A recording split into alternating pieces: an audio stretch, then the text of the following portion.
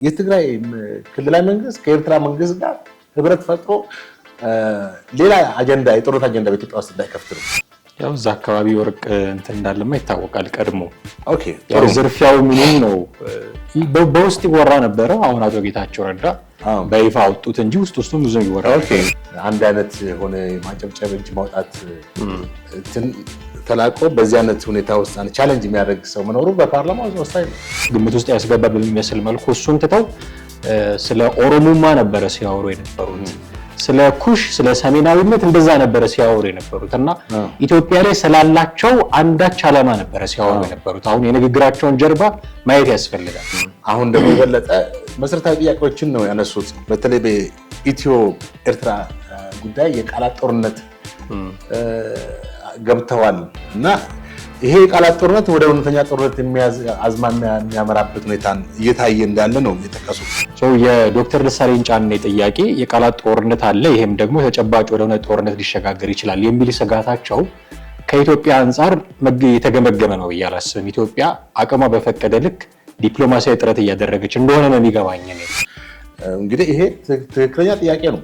ምክንያቱም የኤርትራ መንግስት በአሁኑ ሰዓት ምን ላይ ነው ያለው? ምን አይነት እንቅስቃሴ ነው እያካሄደ ያለው? ብዙ ጭምጭምታዎች፣ ብዙ ነገሮች ከተለያዩ አቅጣጫዎች እንሰማለን ማለት እንደውም ከትግራይ መንግስት ጋር በማበር በኢትዮጵያ ላይ ጦርነት የማወጅ እንቅስቃሴዎች እንዳሉ ነው።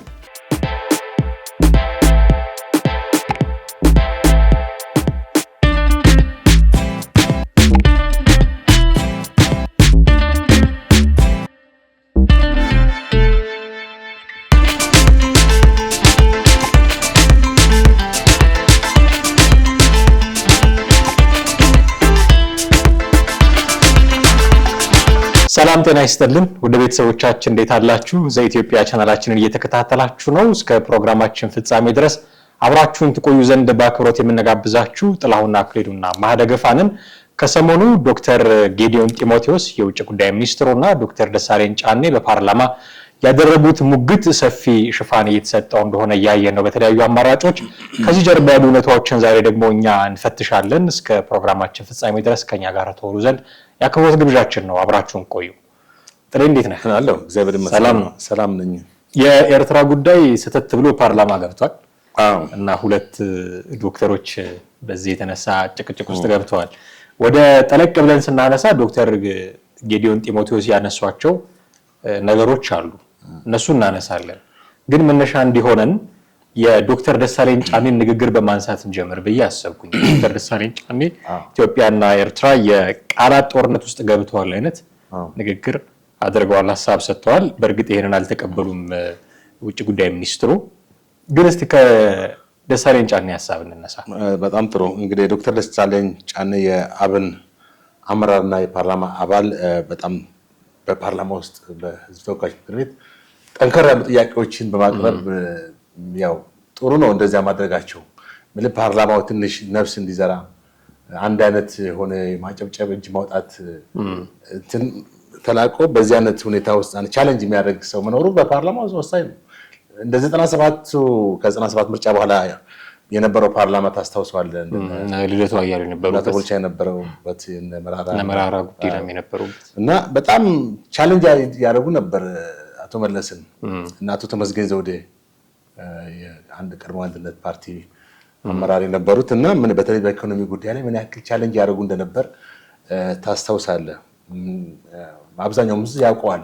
ከዛ በዛን ጊዜ የነበረው ፓርላማ ከዛ በኋላ የነበረው ፓርላማ ጥርስ የሌለው አንበሳ ማለት ነው። ምንም በቃ በፓርላማ ውስጥ ጠቅላይ ሚኒስትሩ ሪፖርት ሲያቀርቡ ማንኛውም የመንግስት እንትን ሲቀርብ ረቂቅ አዋጁ ላይ አንድ አይነት ጭብጨባ ማድረግ፣ እጅ ማውጣት እንደውም ፓርላማው የሚያንቀላፋ ፓርላማ በሚል ነው በአብዛኛው የሚታወቀው። እና ይሁንና ዶክተር ደሳለኝ ጫኔ የአብን አመራር ለፓርላማው ትንሽ ሞቅታ ድምቀት ይሰጡታል። የእሳቸው ባልደረባ ያው ታስረዋል፣ አቶ ክርስቲያን ታደለ። ይሁንና አሁን እሳቸው ናቸው የኢዜማ አመራር አለ፣ ግን ለፓርላማው ትንሽ ሞቅታ ይሰጡታል። የእሳቸው እንትን ቢያንስ በተወሰነ ደረጃም የህዝብ ጥያቄ ነው ማለት ይቻላል አይደል እንዴ? በተለይ ለእሳቸው ለመጡበት ተወዳድረው ላሸነፉበት የአማራ ህዝብ መሰረታዊ ጥያቄ ነው ማለት ይቻላል። እና እኔ በአካልም አውቃቸዋለሁ አቶ ማነው ዶክተር ደሳለኝ ጫኔን ፊት መጽሔት ስናዘጋጅ አንድ ሁለት ጊዜም ኢንተርቪው አድርጌያቸዋለሁ። አብን ገና ሲመሰረት አካባቢ ማለት ነው። የዛኔም ኃይለ ቃል የመናገር እንትን አላቸው፣ አክሰስ አላቸው። ክርስቲያን ታደለንም አውቀዋለሁ። የእሱም ትንሽ እዚህ እንትን አካባቢ ነው፣ ግንፍሌ አካባቢ ነበር ቢሯቸው እና በዛን ጊዜም ጠንካራ ንግግሮችንም እንደሚናገሩ አውቃለሁ። አሁን ደግሞ የበለጠ መሰረታዊ ጥያቄዎችን ነው ያነሱት። በተለይ በኢትዮ ኤርትራ ጉዳይ የቃላት ጦርነት ገብተዋል እና ይሄ የቃላት ጦርነት ወደ እውነተኛ ጦርነት አዝማሚያ የሚያመራበት ሁኔታ እየታየ እንዳለ ነው የጠቀሱት።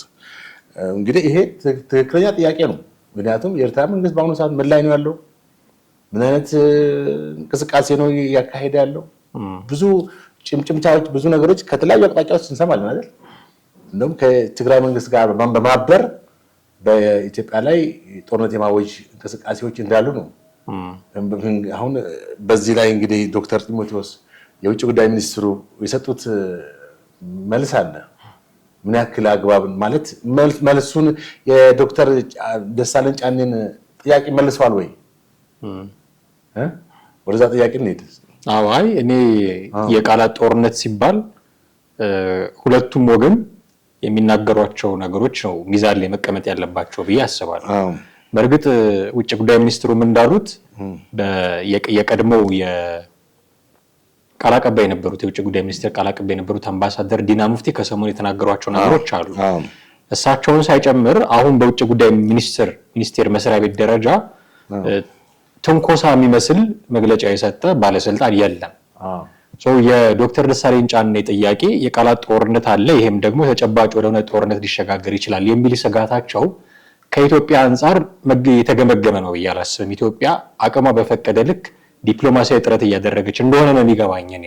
ምክንያቱም ኢሳያስ አፈወርቅ የተናገሩበት ቶን ኢቨን የንግግራቸው በጣም ጠንካራ መሆን ብቻ ሳይሆን የተናገሩበት ቶን ጭምር ከዚህ በፊት ካደረጓቸው ንግግሮች አንጻር የህወሓቶችን ጭምር አሞግሰው ማለት ይቻላል። በፊት ወያኔ እያሉ ይገልጿቸው የነበሩትን ህወሓቶች ሳይጠሩ ጭምር እነሱን ሁልጊዜ በንግግር ባደረጉ ቁጥር ወያኔ እያሉ አንዳች ነገር ከመናገር ወደኋላ አይሉም ነበር። እሱን ትተው አሁን ወቅታዊውን ወዳጅነት ግምት ውስጥ ያስገባ በሚመስል መልኩ እሱን ትተው ስለ ኦሮሞማ ነበረ ሲያወሩ የነበሩት።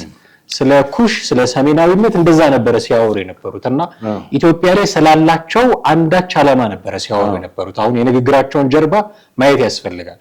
እንደው ዝም ብሎ አይደለም ይሄንን የሚሉት። አንድ የሀገር መሪ ናቸው እንደምታውቀው። እኚህ ሀገር መሪ ኢትዮጵያ ውስጥ ረጅም እጅ እንዳላቸው መሪ ኢትዮጵያ ውስጥ ምናልባት ግጭቶችን ቀስቅሰው ላይሆን ይችላል፣ የተቀሰቀሱ ግጭቶችን ከልቲቬት በማድረግ ደረጃ ግን የማይናቅ ሚና የሚጫወቱ ሰው ናቸው። እኚህ ሰው እንዲጠንክረው ሲናገሩ ከኢትዮጵያ የምትጠብቀው ምን ነበረ? በእርግጥ አምባሳደር ዲና ሙፍቲ የቀድሞ የውጭ ጉዳይ ሚኒስቴር ቃል አቀባይ ለቢቢሲ የሰጡት ቃል አለ። እሱ ትንሽ ጠንከር ያለ ነገር ሊሆን ይችላል። በመንግስት ባለስልጣን ደረጃ፣ በውጭ ጉዳይ ሚኒስቴር መስሪያ ቤት ደረጃ፣ ኢቨን በጠቅላይ ሚኒስትሩም ደረጃ በዛ ልክ ጠንከር ያለ ምላሽ ላይ ተሰጥቷቸዋል ብዬ አላስብም። ይልቅስ ጉዳዩን እኛ የባህር በር ማግኘት የምንፈልገው ዓለም አቀፍ ሕግን ተመስርቶ ነው፣ በዲፕሎማሲ ነው፣ ሰጥቶ በመቀበል ነው እያሉ ሲያለዝቡት ሲያለሰልሱት ነው የምናየው። ይሄ የቃላት ጦርነት ሳይሆን ትንኮሳ ነው የምለው እኔ። ከኤርትራ በኩል የሚሰነዘር ትንኮሳ ነው የምለውና የዶክተር ደሳለኝ ጫኔ ይገባኛል ስጋታቸው፣ ግን በቃላት ጦርነት ደረጃ ነው ወይ ቢሉ ግን ለማለት ይቸገራሉ። እንግዲህ የቃላት ጦርነት የምትለው ብዙ ጊዜ የአንዱ መንግስት ተቃራኒውን መንግስት ወይም ሌላኛውን ባላንጣ መንግስት ላይ የሚሰነዘረው ቃል ነው። አሁን በኢትዮጵያ መንግስት ደረጃ በእርግጥ አንተ እንዳልከው ኤርትራ መንግስት በቀጥታ የሚወቅስ የሚወርፍ ንግግር የለም። ነገር ግን ኢትዮጵያ ይሄ በቀይ ባህር በኩል ባህር በር የማግኘት ፍላጎቷን ተከትሎ ነው በተለይ በኤርትራ በኩል በጣም ጸረ ኢትዮጵያ አቋም በጣም የተስፋፋው ማለት ነው። ይሁንና የመከላከያ ሚኒስትሯ ወይዘሮ አይሻ በቅርቡ በኤርትራ መንግስት ኢሳያስ ከተናገረ በኋላ በዚህ በግንቦት 16 በነጻነት በዓል ላይ አሁን ቅድም ያልኩ በግንቦት 16 የተናገረውን ነው ወይዘሮ አይሻ ተናግራለች። ምንድነው ያለችው? አገር ብሎ ለመጥራት የሚያስቸግር አገራት ብላለች። ይሄም ራሱ የቃላት ትንኮሳ ነው። የቃላት ትንኮሳ አልተካሄደም ማለትም አትችልም። አሁን የውጭ ጉዳይ ሚኒስትሩ ለዶክተር ጫኔ ነው ምላሽ የሰጡት። እንግዲህ የቃላት ጦርነት አይደለም ብለዋል። እንዴት አይደለም? አንደኛ የኤርትራ መንግስት በቀጥታ እሺ በዛ በኩል የቃላት ጦርነት ተጀምሯል እኮ በዚህ በግንቦት 16 የኤርትራ ነጻነት ቀን ሲከበር ኢሳያስ በስቴዲየም ለነበሩት ታዳሚዎች የኤርትራ ህዝብ የሰጠው በጣም ከባድ ዲስኮር ነበር።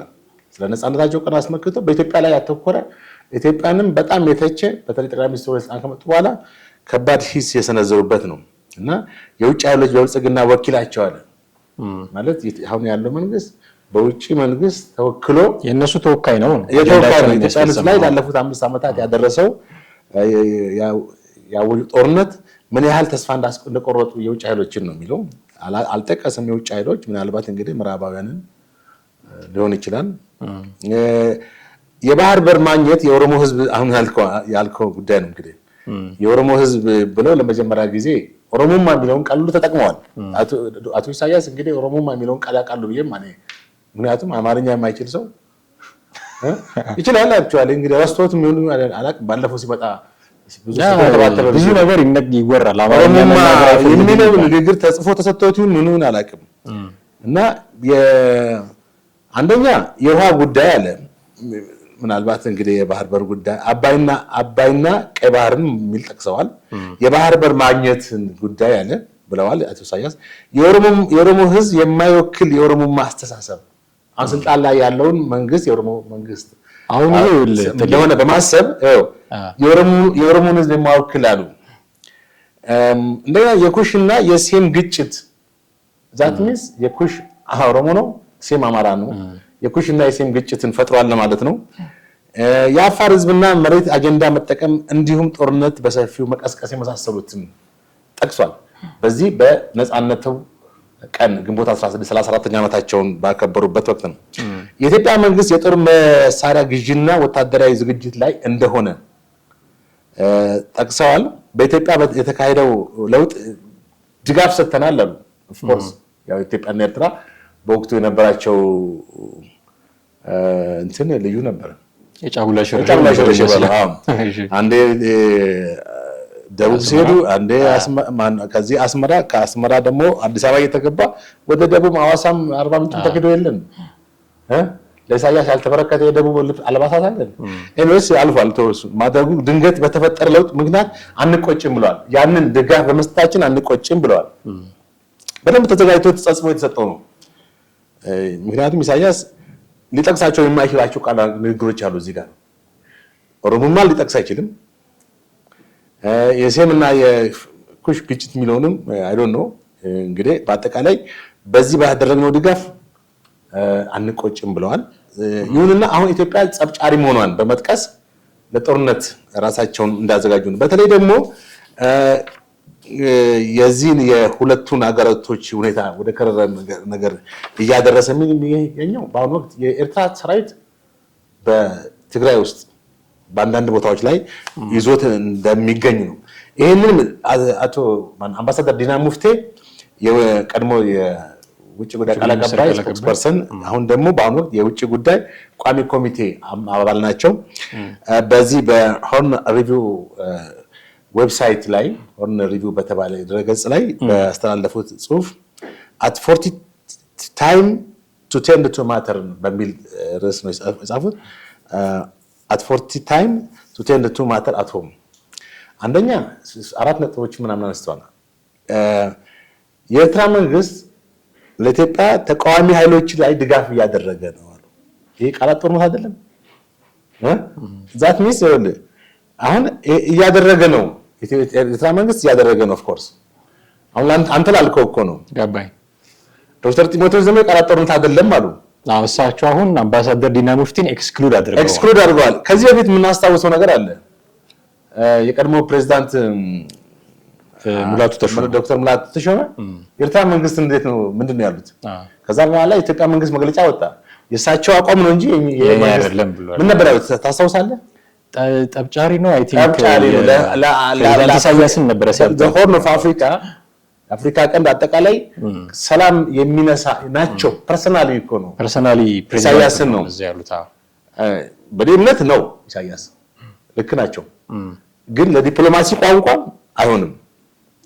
ሀገር ላይ የምትናገረውን ቋንቋ መምረጥ አልፈለግም። አሁን ቆይ ፐርሰኖቹ ለይቶ ማየት ይገባል። ይሄንን ያሉት አሁንም ዶክተር ሙላቱ ተሾመ የተናገሩትን ነገር ያሉት ጠቅላይ ሚኒስትሩ ሆኖ ቢሆን ኖሮ ሌላ ጉዳይ ነው። ጦርነቱ ተጀምሮ ነበር። በዛ በኩል ግን እያሉ ያሉት ፕሬዚዳንቱ ናቸው፣ የሀገሪቱ ቁንጮ ሰው። አሁን እኮ ተመልከት፣ ኢሳያስ ቀላል ንግግር አለ በሰሞኑ ያስተላለፈው። የኢትዮጵያ መንግስት ለጦርነት ተዘጋጅቷል በሚል ነው የተናገሩት። እስቲ የዲና ሙፍቲን እንትን ጨርስ አምባሳደር። ሁለተኛ ነጥባቸው አንደኛው ለኢትዮጵያ ተቃዋሚዎች የኢትዮጵያ ተቃዋሚዎችን ታጣቂ ኃይሎች ማለት ነው እያደራጀ ነው። የትኞቹ ናቸው እንግዲህ? ሸኔም እዚህ ነው ያለው። እንደገና እዛ ሌላኛው ቅርንጫፍ ከፍቶ ከሆነ አላውቅም። ቤዙ እዛል ነበር እንዴ? ከዛ መጥቷል። ነቅሎ ማለት ይከብደኛል። ወደ ስልጣን ሲመጣ ነቅሎ በትግራይ በኩል ተደግሶለት አይደል እንዴ በእነ አቦይ ስብሃት የገባው እና ነቅሏል ብዬ ነው። ከዛ ቤዙ እንደገና ሴትአፕ እንዳደረገ አላውቅም። ለኢትዮጵያ ተቃዋሚ ኃይሎች አሉ። የትኛው ተቃዋሚ ኃይል ኤርትራ ውስጥ እየተንቀሳቀሰ ነው አሉ ነው? ምናልባት አክቲቪስቶች እንግዲህ በውጭ ያሉ አክቲቪስቶች አሉ የኢትዮጵያን መንግስት በጣም አክረው የሚቃወሙ ነገሌ ያጣቃቸዋል። መለስ ቀለስ እያሉ ነው ከሰሞኑ። እሺ ለነሱ ሐሳብ ትነግረናለህ? ተቃዋሚ ሰልፍ የሰላማዊ ሰልፍ ነው የሚያካሂዱት። አንድ እንቅስቃሴ ጀምረዋል። እሷን ሳመጣ አምባሳደር የሶስቷን ነጥብ ልጻጽፍ። ሁለተኛ እንግዲህ እነማን ተቃዋሚዎች እንደሆኑ አልገለጹም። አምባሳደር እነማን ናቸው ብላችኋል? ቢቢሲ አሉ ኤርትራ መንግስት ያውቃቸዋል ማለት እነሱ ያውቋቸዋል ብሏል። ሁለተኛ ከያዛቸው ኢትዮጵያ ግዛቶች ላይ እንዲለቅ ነው ያሉት። አስቸኳይ እንዲለቅ እንደም የዓለም አቀፍ ማህበረሰብ ኤርትራ መንግስት ከኢትዮጵያ ግዛቶች ላይ እንዲለቅ ጥሪ አቅርበዋል እሳቸው። ሶስተኛ እነዚህ ግዛቶችም ምንድናቸው ተብለዋል በቢቢሲ። እሱንም የኤርትራ መንግስት ያውቃቸዋል። ወጣ ገባ ነው የመገፋፋት ነገር አለ ምናምን አሉ። ሶስተኛ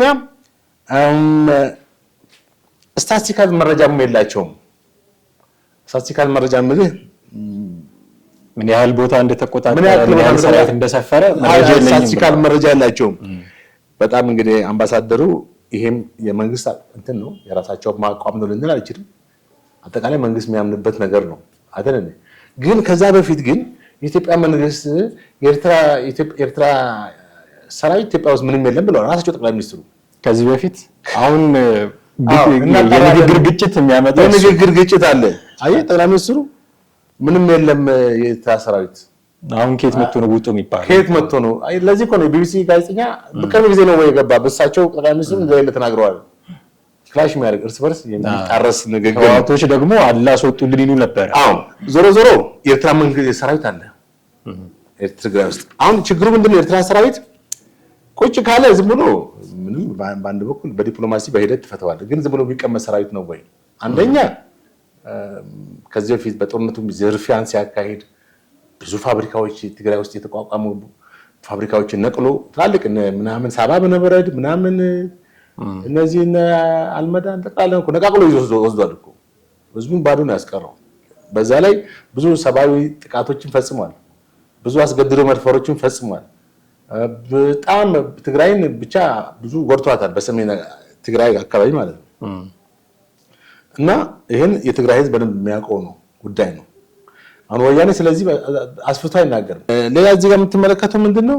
የኤርትራ መንግስት የትግራይ ክልላዊ መንግስት ከኤርትራ መንግስት ጋር ህብረት ፈጥሮ ሌላ አጀንዳ የጦርነት አጀንዳ በኢትዮጵያ ውስጥ እንዳይከፍት ነው። አሁንም ምክንያቱም የትግራይ ክልላዊ መንግስት አሁን ባለው ቁመና አሁን ባለው ፖለቲካ አቋም እንግዲህ እንደምታውቀው ነው የመዋዠቅ አንድ ጊዜ ገንዘብ ሲፈልግ በጀት ሲፈልግ ከዚህ መንግስት ጋር የፕሪቶሪያ ስምምነት ይልሃል፣ ለፕሪቶሪያ ያወራልሃል። እንደገና ጠገብ ሲል ሌላ ነገር ደግሞ ስለ ወታደራዊ ፓወሩን እያጠናከረ ነው። አስብ እንግዲህ የፕሪቶሪያ ስምምነት እኮ ፌክ ነው ማለት ስምምነቱ መልካም ነበረ የሚተገበር ቢሆን ግን እንደምታውቀው ነው። አንደኛ የቲፒኤልኤፍ የዲስአርም አድርጓል ወይ ትጥቅ ፈቷል ወይ? የሚፈታ ፓወር ነው ወይ ኃይል ነው ወይ ቲፒኤልኤፍ አፍተር ኦል? በጭራሽ። የዓለም መንግስታት ተሰብስበው ሊያስፈታው የሚችል አይመስለኝም ሳስበው። እንኳን ፓወር አለው የተለየ ፓወር አለው ማለት አይደለም፣ ፈቃደኝነቱ ማለት ለመሪ መገዛት እንትኑ ቴንደንሲው በጣም ህዋት ነው። ሲጀመር ሲጠነሰስም የዚህ አይነት ፕሪንሲፕል ይዞ አይደለም። የእምቢተኝነት፣ ማን አለብኝነት፣ የአምባገነንነት እኔ ነኝ በቃ እኔ ገዝቼ ነው መሞት አለብኝ አይነት አሁንም ድረስ እና አሁን ሁለቱም የሚያገናኛቸው ነገር አለ። የጠላት ወዳጄ ነው የሚለው አንድ ፕሪንሲፕል አለ ወይም አባባል አለ። ሁለተኛው ደግሞ ለቲፒኤልኤፍ የህልውና ጉዳይም ነው።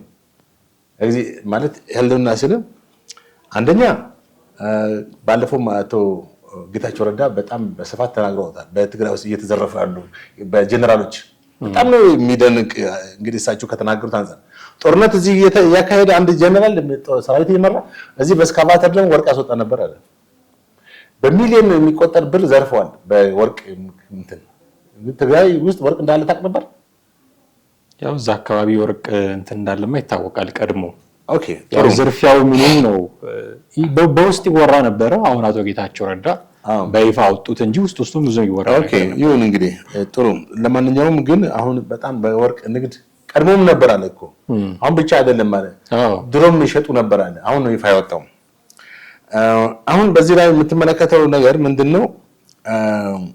ኢትዮጵያና ኤርትራ አሁን የቃላት ጦርነቱ ወደ ተካረረ ጦርነት ወደ እውነተኛ ጦርነት ይገባሉ አይገቡም? አይገቡም በደመድሞ አይደለም ይገባሉ ማለት ነው። ጦርነት ይጀምራሉ የሚል ስጋት አለ። ሞስት ፕሮባብሊ ሊሆን ይችላል፣ ሊገቡ ይችላሉ። ምክንያቱም ለምን ይሄን አልኩ መሰለህ? ከዚህ በፊት ከሶማሊያ ጋር በቃ ተኩስ ቀረሽ የሆነ መፋጠጥ ውስጥ ገብተን ነበረ። በቱርክ አሸማጋይነት የሚሆን ባንድም በሌላ ረግቧል። አሁን ደግሞ ተመሳሳይ ከኤርትራ ጋር እንዲህ አይነት መፋጠጦች እያየን ነው። በዛኛው አይነት መንገድ ሊረግብ ይችል ይሆናል። አንደኛ ምኞታችንም ነው ጦርነት ባይኖር እመርጣለሁኝ እኔ እና እንዲህ አይነት ሜካኒዝሞችም ደግሞ ሊኖሩ እንደሚችሉ ገምታለሁኝ። አንድ ነገር የተሳካ ነው ለይሳካል ማለት አትችልም።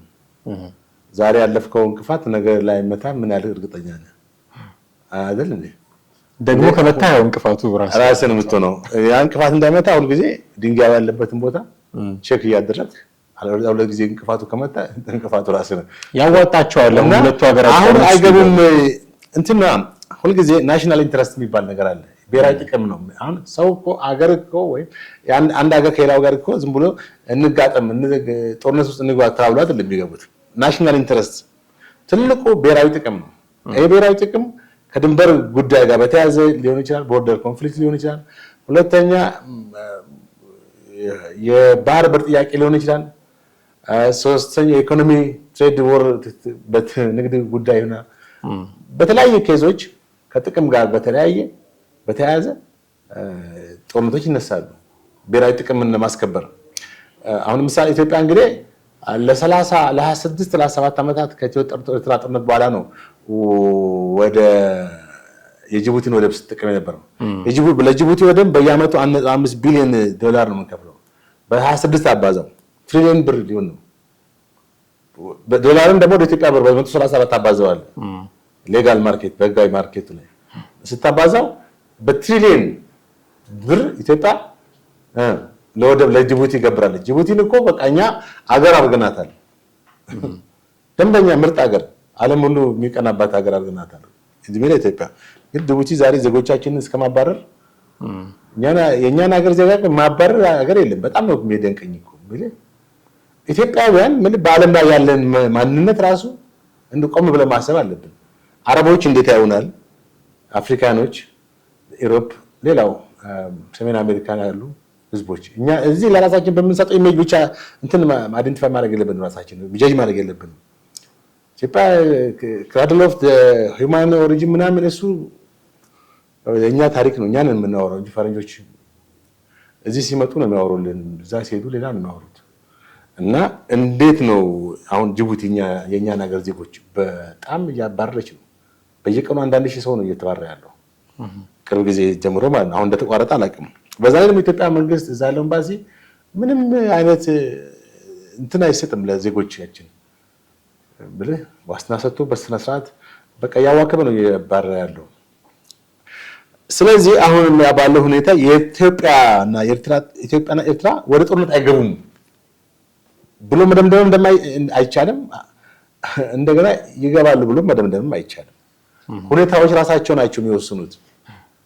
አሁን ብሔራዊ ጥቅማችን ኢትዮጵያ መንግስት በእርግጥ በሰላማዊ መንገድ ነው እንግዲህ አሰብን የባህር በር በለው አሰብን ሳይሆን አሁን የኤርትራ መንግስት በግልጽ ተቃውሟል። በታሪክ እንግዲህ አሰብ ኢትዮጵያ እንደሆነች ማንም የሚመሰክረው ነው። አሰብ ማን ነው የሚለው የፕሮፌሰር የዶክተር ያዕቆብ ተማሪያም መጽሐፍ በጣም ያስረዳል። ሌላም ታሪካዊ ነገሮች አሉ። አሁን ሁለቱ ሀገራቶች በቃላት ጦርነት ገብተዋል። ዶክተር ጢሞቴዎስ ከምን ተነስተው አልገቡም የሚለው ነገር አልገባኝም። ያውሳቸው ኢትዮጵያ ዲፕሎማሲያዊ መንገድ ተጠቀማለች ከሚል መነሻ እኮ ኢትዮጵያ ዲፕሎማሲያዊ መንገድ ተጠቀማለች፣ በኤርትራ በኩል ግን ጠበጫርነት አለ ብሎ ማለት እኮ ይችላሉ። ይሄው እነዚህና ሙፍቴ ተናግረዋል እኮ አይደል እንዴ? አሁን የዶክተር ጢሞቴዎስ ንግግር ዲፕሎማሲ ለማድረግ ነው ጫወታው፣ ሪያሊቲን ሳይሆን ዲፕሎማሲ ላይ ሁልጊዜ ሪያሊቲ ላይሆን ይችላል። ዲፕሎማሲ የምታደርገው ምንድነው? ለሀገርህ ብሔራዊ ጥቅም ለማምጣት ስትል አንዳንዴ የተበላሹ ነገሮችን መልካም አድርገህ ታቀርባለህ። እንደዚህ ለማለት ተፈልጎ ነው ተብለም ትራንስሌሽኑን ታስተካክላለህ። ለምን በዛኛው ወገን ላይ ቅራኔ እንዳይፈጥር፣ በዛኛው ወገን ላይ አሉታዊ ነገር ኔጋቲቭ ፐርሰፕሽን እንዳይፈጥር ዜርፎር እንደዚህ አሁን እኚህ ሰውዬ ተቃዋሚ ስለሆኑ ዶክተር ደሳለኝ ጫኔ ለተቃዋሚ ፊት መስጠት አያስፈልግም በሚል ይሆናል። ግን ሪያሊቲ ይኸውልህ ኢንጂነር አይሻ የመከላከያ ሚኒስትሯም እኮ ተናግራለች። ዶክተር ጢሞቴዎስ እሺ ይሄ ምን ይላሉ ብሎ ቢጠየቁስ ምንድን ነው የሚለው ዶክተር ጢሞቴዎስ? ይኸውልህ አገር ብሎ ለመጥራት የሚያስቸግሩ ሀገራት ያለችው ብላለች። ማንን? ኤርትራ። ይሄ ታዲያ ቃላት ጦርነት አይደለም? ዛት ሚንስ ኤርትራ ሀገር አይደለም ነው። እሺ ለእርሷ ንግግር አምባሳደር ነው የማስታወቂያ ሚኒስትር ኤርትራ ማስታወቂያ ሚኒስትር አቶ የማነ ገብረ መስቀል ምላሽ ሰጥተዋል። በአሁኑ ወቅት የብልጽግና ደጋፊዎችም ተሳዳቢዎች ለኤርትራ ማንኛውንም ነገር በመተቸት ላይ ትኩረት አድርገዋል ወይ ኤርትራን በመንቀፍ ላይ ትኩረት አድርገዋል በሚል ነው። አሁን የኤርትራ ደጋፊዎች የብልጽግና ደጋፊዎች ሳይሆን ማለት የነበረባቸው የብልጽግና አመራሮች አይደል? ሴትዮዋ ደጋፊ ሳትሆን ራሷ ብልጽግና ነች። እና የማስታወቂያ ሚኒስትሩ ለኢንጂነር አይሻ የሰጡት ምላሽ ማለት ነው። በአጠቃላይ በዚህ በኢትዮጵያ መንግስት በተሻለ ዲፕሎማሲያዊ ነው የሚባል መግለጫ ቢሰጥም በተለያዩ መድረኮች ላይ ስሙዝ የሆኑ ንግግሮች ቢካሄዱም በኤርትራ በኩል ግን ይኸው እንዳየነው ቅድም ኢሳያስ ምን ያክል የኢትዮጵያ መንግስትን እንደወረፈ የጠብጫርነት ከውጭ መሳሪያ የገዛ ወታደር እያሰለጠነ ነው በሚል ነው እንትን ያለው ሚንስ ኤርትራን ለመውጋት አሁንም ኤርትራን ለዋላዊነትና ነፃነት ለመደፍጠጥና ለመጋፋት የሚፈልጉ ኃይሎች በሚል ኢትዮጵያን መንግስት በቀጥታ ወቅሷል። ብልጽግና ተስፋ መቁረጣቸውን የሚያሳይ ነው በሚልም ተናግሯል። በኤርትራ ህዝብና መንግስት ላይ ግልጽና ስውር የማፍረስ ሴራ እየተካሄደ ነው በሚልም ይሄን መንግስት በአደባባይ በስቴዲየም ወርፈዋል ማለት ነው። ይሄ እንግዲህ ዶክተር ጢሞቴዎስ የተናገሩት ላልከው የቃላት ጦርነት አይደለም። የቃላት ጦርነት ከዚህ በላይ አለ እንዴ? ቃላት እኮ ጦር መሳሪያ ሆኖ እኮ መተዋወቅ ነው። ቃላት ማለት ያው የምንነጋገረው ንግግር እኮ ጦርነት የምትናገር የወርድ እንትን እኮ ነው። ሰላማዊ ንግግር አለ፣ ዲፕሎማሲያዊ ንግግር አለ፣ ሃርድ የሆኑ ደግሞ ቃላቶች ይሰነዘራሉ። ይሄ ነው የቃላት ጦርነት ማለት። ስለዚህ እኔ ለዶክተር ደሳለኝ ጫኔ መላሽ ምናልባት ተገቢ ሊሆን የሚችለው የነበረው የዶክተር ጢሞቴዎስ ምንም አይነት የቃላት ጦርነት የለም በሚል ሳይሆን መስጠት ነበር። በእርግጥ በኤርትራ በኩል ጀስት ሃድ ቱ ሴይ ማለት የነበረባቸው በኤርትራ በኩል ከባድ የሆነ የጸብጫሪነት ሁኔታ እንቅስቃሴዎች እንዳለ ይታወቃል። ኢትዮጵያ መንግስት በተቻለ መጠን ዲፕሎማሲያዊ በሆነ ሁኔታ ሁኔታዎችን አንድን ለማድረግ እየተንቀሳቀሰ ነው። ግን የኤርትራ ጦርነት ቀድሞ የነበረውን የጸብጫሪነት ስሜት አሁንም ኤክሰርሳይዝ እያደረገ ነው በሚል ይመልሱ የዶክተር ደሳለኝም ይዋጥላቸው። ይሄ ራሱ ሌላ ጦርነት ነው የሚሆነው። እንዴት እየወቀሱና ኤርትራን የሚሆነው ሪያሊቲ ነው። ሪያሊቲ እኮ ነው። መውቀስ እኮ አይደለም። አንድ ነገር የሆነ ነገር ታዲያ ሲያደርግ ዝም ትለዋለህ እንዴ? የሚያደርገውን ድርጊቱን ትነግረዋለህ። በኤርትራ በኩል የጸብጫሪነት እንቅስቃሴዎች አሉ። የጸብጫሪነቱ እንቅስቃሴ ምንድን ነው? የኢትዮጵያን መሬት ይዞ አልወጣም ያለ ኃይል ከዚህ በላይ ገብቷል እኮ። የት ነው ያለው? እሱን ለማለት ለቆ ይውጣልን ለማለት የሚያስችል ሜንታሊቲም በመንግስት በኩል አለ ብዬ ለማለት ይከብደኛል። በመሰረቱ ተመልከት፣ የትኛውም ሀገር ድንበሩን ጥሶ የገባን ኃይል አሜሪካ የዛሬ ስንት ዓመት እኮ ኩዌትን የወረረችው የዛሬ 30 ዓመት ሞላው መሰለኝ። ሁለት ጊዜ ነው የወረረቻት፣ ኢራቅን ማለት ነው። ኢራቅ ኩዌትን ስትወር መጀመሪያው በጆርጅ ቡሽ ትልቁ የቡሽ አባት ጊዜ ስልጣን በደንብ አስታውሳለሁ።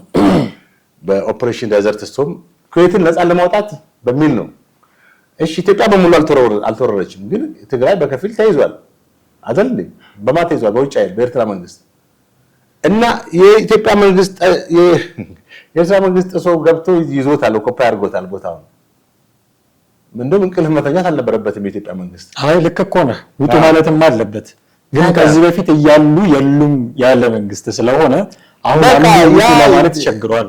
ራስን ኤዲት ማድረግ ነው፣ ንግግርን ኤዲት ቀድሞ ያለው ነገሩን በዲፕሎማሲያዊ መፍታት ተሳስቷል። በእርግጥ ያኛው ማለቱም ያለምንም ቅድመ ሁኔታ ማስወጣት ነው። ከዚህ ብላችሁ ነበር አላላችሁም የሚል ሰጣ ገባ ውስጥ መግባትም አስፈላጊ አይደለም ብለን ነበር። እሱ ፖለቲካ ሁሉ ጊዜ እንደዚህ ያለ ነው የሚሄደው እንጂ እንደዚህ የሚሄድ ፖለቲካ በዓለም ታይቶ የማይታወቅ እና አሁን የኢትዮጵያ መንግስት ያለው አማራጭ አንድም የኤርትራ መንግስት ዲፕሎማሲያዊ ቋንቋ ይገባዋል ወይ? የሚገባ መንግስት ነው ወይ? ሪያሊቲ በተጨባጭ ያለው የኤርትራ መንግስት ቁመና እኛ ማናውቀው አዲስ የኤርትራ መንግስት ከሆነ ያደው ነው። ግን የኤርትራ መንግስት የዲፕሎማሲ ቋንቋ ራሱ ያውቃል ወይ? እንደውም እኮ ተመስገን ነው ከ20 ዓመት በኋላ ጠቅላይ ሚኒስትሩ ስልጣን መጥቶ ከኤርትራ መንግስት ጋር ያ ግጭት አልፎ ለተወሰነች የጫጉላ ሽርሽርም እሳቸውም እዚህ የኛም እዛ ተመላልሰው ትንሽ የህዝቡን ስሜትም የመግዛት ሁኔታ ነበረ ነው። ከዛ በኋላ የኢትዮጵያና የመከላከያውና የዚህ ትግራይ ጦርነት ሲቀሰቀስ ነው አለ የገባው የኤርትራ ሰራዊት እንኳን አገኘሁሽ አይነት ነው እኮ። በዛ አጋጣሚ የኤርትራ ትግራይን እንደሚባለው 1993 ዓመት የነበረውን የጦርነት ለመበቀል እዛ ጋር ያደረሱባቸው የኢትዮ ኤርትራ ጦርነት ማለት ነው 1992 እስከ 93 በነበረው እና ባጭሩ አሁን የኤርትራ መንግስት በዲፕሎማሲያዊ የሚወጣ መንግስት ነው ወይ? እባክህ እንውጣልን ከግዛታችን። ትግራይ ኢትዮጵያ ግዛት ነች። አፍተር ኦል ትግራይ ክልል ምን አይነት ገቨርንመንት ነው? ምን አይነት ሪጂናል አድሚኒስትሬሽን ነው ያለውና ነው ኤርትራ መንግስት እንደዚህ የሚጠይቀው? እሱ እኮ በዛ በኩል ከኤርትራ መንግስት ጋር የሚጓደል ነው። ቲፒኤልኤፍ ማለት ነው። ቲፒኤልኤፍ ራሱ የምትሟገትለት ነው ወይ? አባባላይ ክልሉ እያስተዳደረ ያለው መንግስት ነው እንግዲህ አይደለ? ስለዚህ ክልሉ እያስተዳደረ ያለው መንግስት ክልሉን አንደኛ በፌደራል መንግስት ሳይሆን በራሱ ውሳኔ ብቻ መምራትና እንትን ማለት የሚፈልግ መንግስት ነው። ክልላዊ መንግስት ነው። እንደ ክልላዊ መንግስት ሳይሆን እንደ ሙሉ መንግስት እንደ ፌደራል መንግስት ነው የሚያስበው። ዳኙ የሚባለው ማነው ስሙ? ጀነራል ክንፈ ዳኙ የሚቴክ ዋናው የዝርፊያው አቀነባባሪ ባለፈው ተፈቶ የለ ምንድን ነው ያለው? ሰሞኑን በአልጀዚራ ነው በሆነ እንትን ከኤርትራ መንግስት ጋር እንዳንገናኝ የሚከለክለን ነገር የለም። ዛት ሚንስ ከመርህም ከፕሪንሲፕልም ውጪ ናቸው እነዚህ ሰዎች። ማንም የሚያግደን ነገር የለም። ፌደራል መንግስት አያገባውም ነው እንግዲህ። አንድ የክልል መንግስት ለምሳሌ የቤኒሻንጉል መንግስት ተነስቶ ከሱዳን መንግስት ጋር ዲፕሎማሲ መፍጠር ይችላል። ወይም ከኬንያ ጋር የኬንያን መንግስት ፕሬዚዳንቱ ቤተ መንግስት እንዲጠብቁኝ ብሎ የቤኒሻንጉል አስተዳደር ወደዛ ይሄዳል። የኢትዮጵያ መንግስት በማያውቅ ሁኔታ ሊሆን አይችልም። ህገ መንግስት አለ። በኢትዮጵያ ህገ መንግስት ውስጥ ማንኛውም የክልላዊ መንግስት ክልሉ ማስተዳደር እንደዚህ መብቶች አሉት ይላል፣ ያስቀምጣል። ክልሉ መወሰን የማይችልባቸው መንገዶችም አሉ። በውጭ ጉዳይ ደግሞ ካለ የፌደራል መንግስት ነው እንጂ የሚመለከተው የክልል መንግስታቶች ዘለው የውጭ ይሄማ ዘመነ መሳፍንት መሆኑ ነው። እንደዛ ከሆነ አይዶን ነው። አሁን ግን ባለው ተጨባጭ ሁኔታ የኢትዮጵያ ለትግራይ የምትሟገትለት ህዝቡን አይደለም ማለት ትግራይ ህዝብ ደጋግመን ከዚህ በፊትም ተናግረናል። የትግራይ ህዝብ ከዚህ ከደሙ ሁሉ እንደ ጲላጦስ ንጹህ ነው። ምንም ነገር እጁ ላይ የለም። አሁንም ምስኪን ህዝብ ነው። ምስኪን ስለሆነ ነው በዚህ አረመኔ ልበለው፣ አረመኔም አይገልጸውም ቲፒኤልኤፍን አመራር እየተመራ ያለው ዛሬም ከጫንቃው ላይ እንደ መዥገር ተጣብቆ ላይ ነቀል። በጣም እንደዚህ ነው መናገር ያለበት። በዚህ አይነት ስታንዳርድ ነው መናገር ያለበት ቲፒኤልኤፍ። ምክንያቱም አይጠቅማቸውም። የሚጠቅም እንትን አይደለም። ኢቭን አሁን ክልሉን እኮ በጣም በዚህ ካታስትሮፊክ ሁሉ ጊዜ እንትን ይሄ ካታስትሮፊክ ደርሶ እንኳን ለህዝቡ የሚያዝኑ ሰዎች አይደሉም። በመቶ ሺዎች ወጣቶች አልቀው ራሱ አሁን ለዳግም ጦርነት ህዝቡ የሚቀሰቅሱ ሰዎች ናቸው። ምን ትለዋለህ? እነዚህ ሰዎች በጦርነት ልክፍት በቃ ባዚ ውስጥ ያሉ ናቸው። ብቻ እነሱ የትግራይን ወጣት ጄኔሬሽን አስጨፍጭፈው በትግራይ ውስጥ በቃ ሁሌም መኖር ነው የሚፈልጉት። እነ ደብረጽዮን ማለት ነው፣ እነ ታደሰ፣ እነ ጻድቃን የመሳሰሉት። ጌታቸው በደንብ ዘርግፎታል። እንግዲህ በርግጥ እሱም የዛን ተዋናይ ቢሆንም ንስሐ ገብቻለሁ ብሎ ጥሩ ነው። ንስሐ እኮ እነዚህ ንስሐን የማያውቁ ሰዎች ናቸው። የህወሓት አመራሮች ንስሐ ምን እንደሆነ አፍተሯል። ንስሐ የሚለውን ቃልም ሊጠቀሙ የማይፈልጉ ሰዎች ናቸው። ማለትም ይቅርታ ይባሉ። ንስሐ መንፈሳዊ ነገር ነው ወይም ከእግዚአብሔር ጋር ነው ብትለው ይቅርታ። የትግራይን ህዝብ መቼ ይቅርታ ጠየቁ? አሁንም እኮ በጣም ወደ ሌላ ዞር ጥፋት እኮ ወደ ሌላ ዞር ጦርነት እኮ ሌላ ዓላማ እኮ አላቸው። አሁንም አድፍጠዋል እኮ ትግራይ ውስጥ በደንብ አድፍጠዋል። እዚህ ያለው የፌደራል መንግስት ምን እንቅስቃሴ እያካሄደ ነው? አሁን 2 ትሪሊዮን በጀት ነው የተመደበው አይደል? ከዛ ላይ የሚደርሳቸውን ነው የሚያስቡት። ይሄ በጀት እንግዲህ አንደኛ ለመደበኛ ወጪ እንትን ኤክስፔንዲቸር፣ ሁለተኛ ለካፒታል፣ ሶስተኛ ለዚህ ለምናምን ልማት ለፕሮጀክት ልማት ግብ ሚል አለ፣ አራተኛ ለክልሎች ያው ያሰፈሰፉ ነው ክልሎች ለመቀበል ማለት ነው። በእርግጥ ተቀብሎ በአግባቡ የሚሰሩ ክልሎች እንዳሉ ይታወቃል። በዛው መጠን ደግሞ አቢዩዝ የሚያደርጉ ወይም የሚሰጠውን በጀት ለራሳቸው ጥቅም ያውላሉ። ከነዚህ ውስጥ አንዱ ህወሓት ነው፣ በጀት የሚበላ ማለት ነው። ይሄ በጀት አሁን መላኩ አይቀርም እንግዲህ በዚህ ግጭት ውስጥ የሚያለ በራሳችን ገንዘብ ይወጋናል ነው አፍተሮ በራሱ በዚህ መንግስት ገንዘብ እየገዛ እኮ ነው። መንግስቱ ኃይለማርያም እንዳለው ወያ ሻዕቢያ ታሪክን ነው ወደኋላ መለስ አንድ እንትን የላትም ማለት አሁን በመካናይዝ ደረጃ አድጋለች አለ ሻዕቢያ እና ይሄ ሁሉ ከየት መጣ? ከኛው ሰራዊት የተወጣጣ የተወሰደ በምርኮ እንትን ያለ ነው። እና አሁንም ቢሆን ታሪክ እንግዲህ ራሱን የሚደግመው የህወሓት የሚዋጋው በኢትዮጵያ መንግስት በጀት ነው። የትኛው የራሱ በጀት ኖሮት ነው? ጌታቸው እኮ ተናገረ። አብዛኛው በዚህ በጀት ነው አለ እኮ። ሌላ ከጌታቸው በላይ ምስክርነት ከየት ይመጣል? ከጌታቸው በላይ እኮ ስለማት የሚመሰክር ሰው የለም እኮ በምድር ላይ እኔ እንደማስበው ማለት ነው። በቃ nobody can give a testimony than ጌታቸው former head of the interim government አይደል እንዴ? እና ጌታቸው እንግዲህ አጠቃላይ ቲፒኤልኤፍ ቁመናውን አስኬሌተናውን ቁጭ አድርጎ ከሱ በላይ መጨመርም መቀነስም ባይቻል ጥሩ ነው። ከጌታቸው አይደል? በጣም አሪፍ። በርካታ ነገሮችን አነሳን፣ የተያያዥ ጉዳዮችን። መነሻችን ግን የነበረው የዶክተር ጌዲዮን ጢሞቴዎስ እና የዶክተር ደሳለኝ ጫኔ የቃላት ጦርነት አለ የለም የሚለው ጉዳይ ነበር። ብዙ ነገሮችን አነሳን። ጥሩ ቆይታ ነበረን ብዬ ተስፋ አድርጋለሁ። ጥሌ በጣም አመሰግናለሁ። ውድ ቤተሰቦቻችን እናንተም ከኛ ጋር ነበራችሁ ቆይታ እጅግ አድርገን እናመሰግናለን። እንደተለመደው የትኛውንም አይነት ሐሳብና አስተያየቶቻችሁ ልታደርሱን ትችላላችሁ። በሚቀጥለው ፕሮግራም በሌላ ዝግጅት እንጠብቃችኋለን። ጤና ይስጥልን።